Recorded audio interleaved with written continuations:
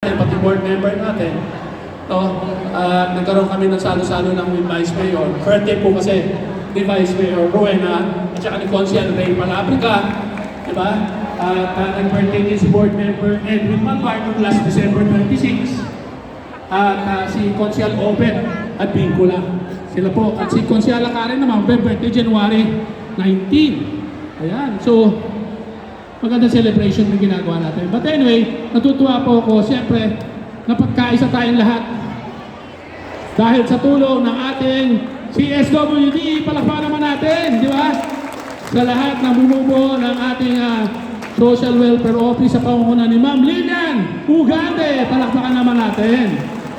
Alam nyo, tama yung sinamahan nyo. Sa lahat ng departamento ng city government, ang CSWD ang may malaking pondo. Kaya naman, hindi po na uubusan ng pagkain dyan. Dahil may programa tayo sa malnourished, sa mga kabataan. At saka maraming sari-sari po, may mga programa po tayo. Diba yung kaninang umaga, tayo po yung nag-distribute ng ating pong Sustainable Livelihood Program. Nagbibigay din tayo ng mga financial assistance sa mga organisasyon. Diba? Para maging mataguyod ka talaga, matulungan kayo na may puhunan kayo na binibigay ang city government ng Bacoor para umangat ang inyong organisasyon, pati ang pamilya ninyo. Kaya ngayon ang challenge lang Sana, diba, ibibigay ng gobyerno pera na puhunan ninyo. Diba, gagawin natin yan. Marami tayong programa, susunod din yan. Magkakaroon tayo dito. May mga requirements lang sila, susundin nyo lang. Pagka nakapasa kayo ron, diba, magbibigay ang city government ng puhunan. Hindi lang pag-exercise natin ito. Maganda na rin ito Pero hindi lang masasayang ang oras ninyo lahat. But anyway, kami po, siyempre, nandito tayo. Happy New Year po lahat! Happy New Year! Maganda ba naging taon ninyo nung bagong taon? Kanina, ang ganda-ganda na sinabi ni Pastor Mike. Natutuwa ako, alam mo, sa tabi mo, sabihin mo, magbago ka! Pero sa totoo lang, yung pagbabago talagang nasa puso natin at nasa atin po yan. Ang dapat baguhin natin, yung mga mali nating ugali. Dapat ituloy natin yung mga ganda natin. Diba? Na ugali. Kaya naman po, sana tayo, alam niyo po ang pangarap ng city government, tayo lahat magkaisa sa isang goal lang. Diba? Alam mo, wala naman tayong gusto ang city government, lalo na po ako. Wala po akong kagustuhan na gawin sa Bacoor, kung hindi lahat ng ikakaayos at ikagaganda ng ating lungsod, di po ba? Hindi naman para ipahama ko kayo, maging masama yung Bacoor. Siyempre gusto natin, maging maayos tayo lahat. Di ba? Ang pamumuhay natin, at siyempre ang ating pong buong pamilya. Kaya naman po, yan ang pong hinahabol natin. Gusto ko maging matatag na pamilya. Dahil ng Bacoor, simula 2007, naging mayor ninyo ko, itunurin ko po ang Bacoor na part ng pamilya ko. Dahil paglilingkod ko, ay hindi ako natutulog Sabado at Linggo hanggang gabi. Kaya ang isip ko, nasa Bacoor. Kahit saan man ako mapunta, inisip ko ang Bacoor. Ano ba magagawa ko? Ano ba pwede natin gawin sa Bacoor? Ganun parate ang mentalidad ko na tinuring ko, siyempre, bilang pamilya, lahat ng ating pong nasasakupan. Kaya nga, anyway, nandito si Ma'am Lilian, mahal ka rito sa tabi ko. Diba? Dapat sa'yo, mag-exercise ka rin. Naglalakihan tayo Buti ako, namayat ako ng konti. Diba? Pero kailangan mag-exercise.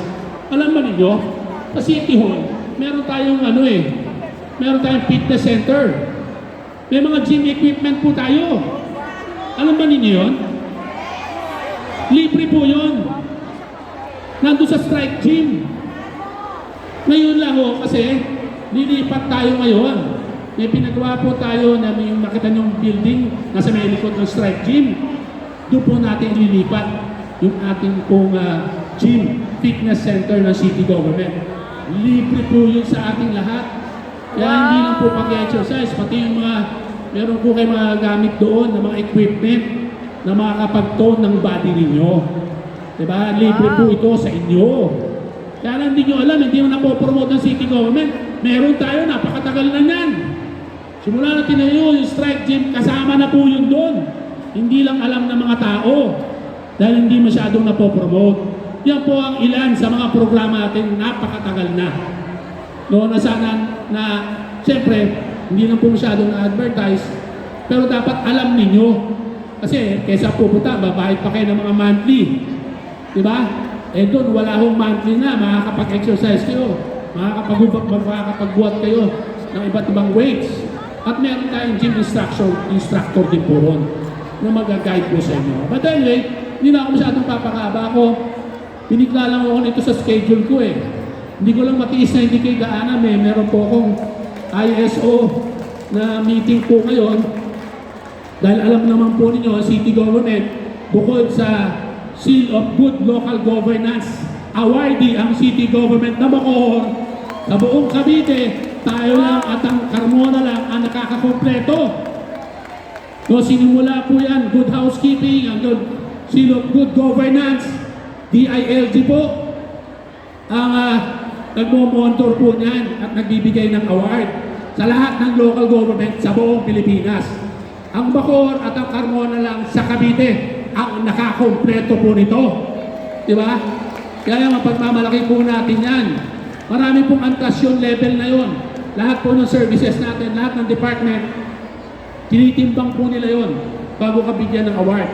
At ngayon, inaakit po natin yon. No, our second year na po sa ISO. Alam niyo may ISO certification. Wow! Yes, sir! Diba?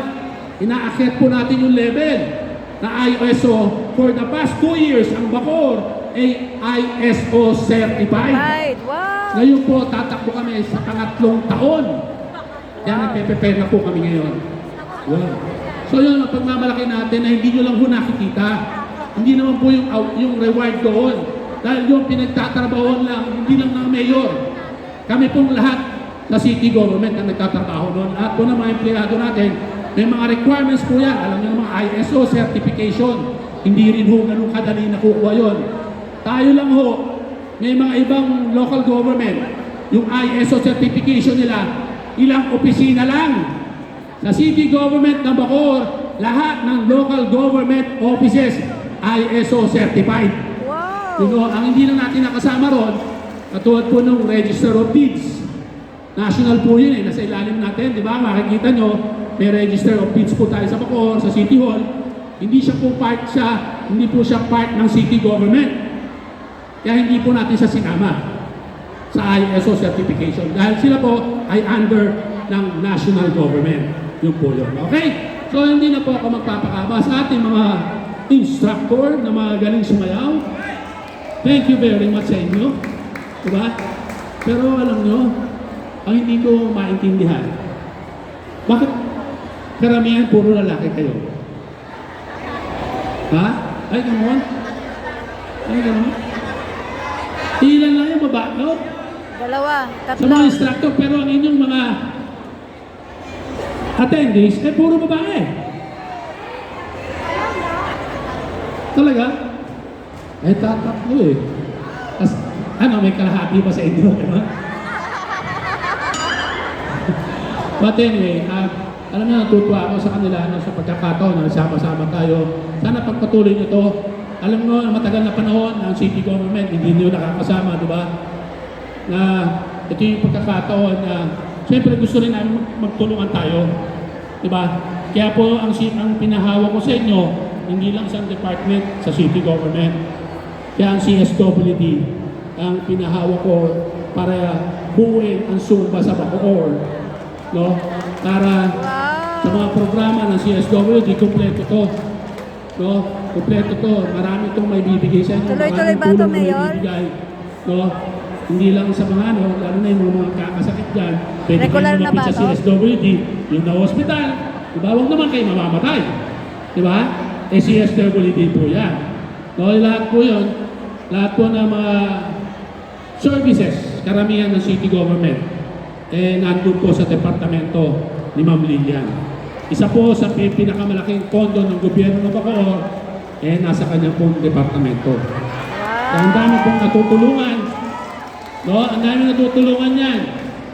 Kaya pinagmamalaki ko naman, itong departamento to, ang pinakamagastos, pero pinakamaraming nagagawa sa lahat ng ating pong departamento. Palakpakan yung... Sa bata, mapamatanda, Di ba? Mayroong mga disabled. Lahat po yan. Di ba?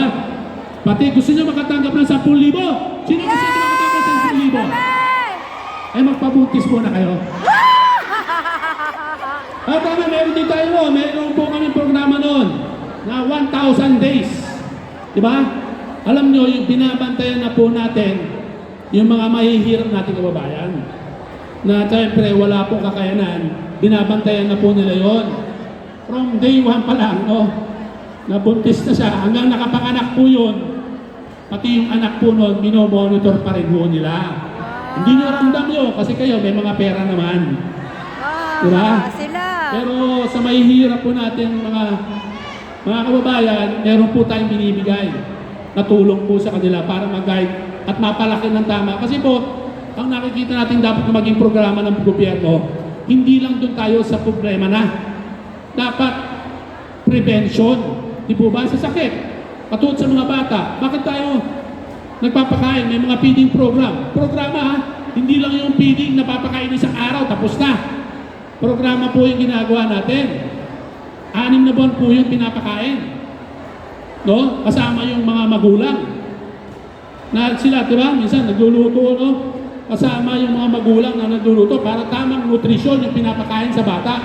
Bakit natin pinapakain ng tamang nutrisyon? Para lumaki na malusog yung bata, para hindi vulnerable na magkasakit. Yun po yun. Prevention yung programa natin. Kasi kung puro programa natin, puro dulo, mamamatay, hospital ka, mas malaking gastos. Dapat maiwasan natin yung sakit para lesser yung gastos ninyo at gastos ng gobyerno. Kaya ginagawa rin po natin itong ganitong programa na wellness program. Kasi gusto natin maging healthy tayong mga tiga-Bacoor, lalo na po kayo. Yun yung end game. Hindi lang po ito dahil gusto natin makasama kayo rito, di ba? Hindi lang po yun. Siyempre gusto namin ma-encourage natin, mas marami nating kababayan na ma-encourage natin sumayaw, di ba? Mag-enjoy, di ba? Maging healthy na katulad ninyo. Takin nyo, malalaki kayo.